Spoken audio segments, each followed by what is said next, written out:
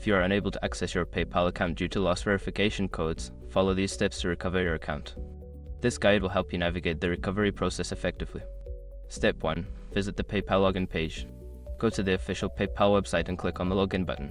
When prompted for your credentials, select the option for having trouble logging in. Step 2. Choose account recovery options. On the recovery page, you will see various options.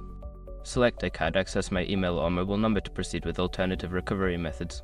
Step 3. Verify your identity. You may be asked to answer security questions or provide information related to your account, such as recent transactions or linked bank accounts. Answer these questions to the best of your ability to verify your identity. Step 4. Contact PayPal customer support. If you cannot recover your account through the online options, reach out to PayPal customer support.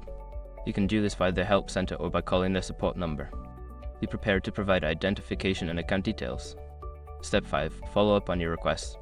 Before starting recovery, use the sroc.com link in the description to open the account recovery checklist generator and make sure your verification details are ready.